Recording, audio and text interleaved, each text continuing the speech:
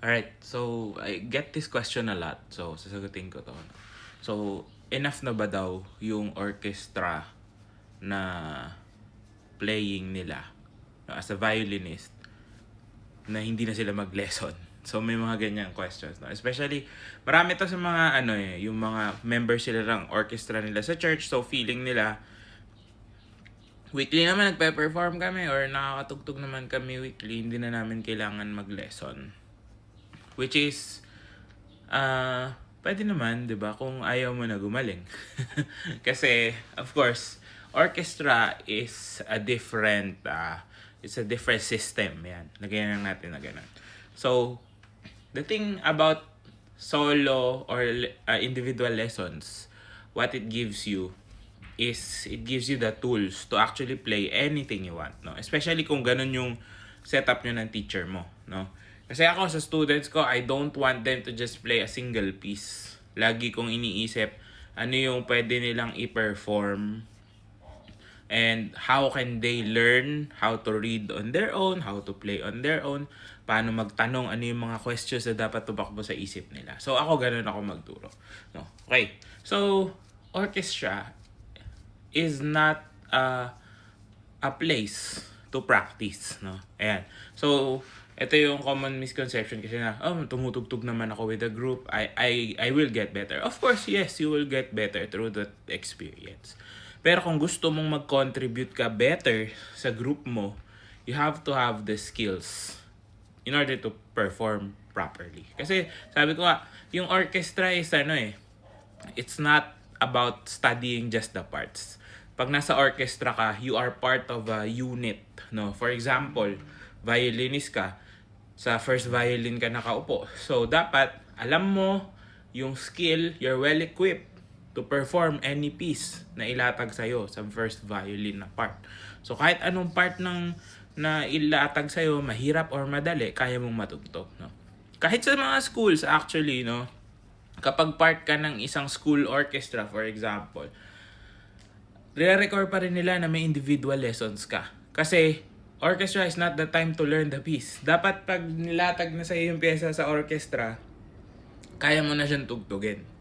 So, hindi ka dapat nag-aaral doon. So, if you're using the orchestra time to study, that is not a good habit actually. Hindi siya magiging maganda. Kasi you're wasting the time of other people na pumunta doon. Hopefully, sila prepared, di ba? Kasi doon ka palang magpa-practice. Kaya tumatagal ang orchestra rehearsals. Kaya hindi nagiging effective yung practice. Kaya umaabot ng 5 hours yung mga practices, di ba? It's because kulang ng individual skill. Kasi an orchestra, in order for an orchestra to work, kailangan each part of the orchestra contributes. So, how can you contribute if hindi ka marunong magbasa? Mabagal ka magbasa. How can you contribute kung yung bowing mo hindi mo naiintindihan? Para saan ba yung down bow? Para saan ba mag-up bow? Or hindi mo alam yung tamang fingerings na gagamitin kasi hindi mo pa na-encounter yung mga ganyan. So, sa individual lessons, nasusolve yung mga problems na yun because natututukan ka ng teacher mo. Kahit nasabihin natin let's say may mga times na mag-offer ng sectional rehearsals. Sectional rehearsals should be used just to make sure na lahat kayo pare-parehas ng ginagawa. Hindi ka na rin nila tuturuan ng parang spoon feed sa'yo. Diba? So, if we use the orchestra time, whether that's sectionals, whether that's rehearsals to practice, we're wasting other people's time. We're wasting other people's resources, di ba? So, in order for you to improve and to contribute better sa iyong grupo, kailangan mong mag-aral mag-isa. Kasi, ang orchestra is blending together what you learned on your own or what you learned outside of orchestra time. No? So, the best talaga in the perfect world is you have individual lessons and you also have orchestras. This combination will make you get better a little bit more quicker kung magsusolo ka lang and kung mag-orchestra ka lang. Ako, I've been playing like that, no, yung ganong klaseng setup since I was in grade 4. So, may individual lessons ako. I have orchestra sessions, I think 2 or 3 times a week. Tapos yun nga, one-on-one lessons. Hindi mo kailangang tugtugin sa session nyo ng lesson yung mga orchestra pieces. But, because of the discipline that you build when you have your one-on-one sessions, kaya mong practicein yun on your own. Kaya mong matugtog yun. And that is what it gives you, no, yung individual lessons. So, huwag tayo sana umasa na matututunan natin lahat at a short amount of time sa isang group class lang or sa orchestra. No, I mean group class 'yon, magkaiba pa rin 'yun eh kasi group class, of course sabay-sabay kayo. Pero of course, lagi kang may kasabay sa pacing mo.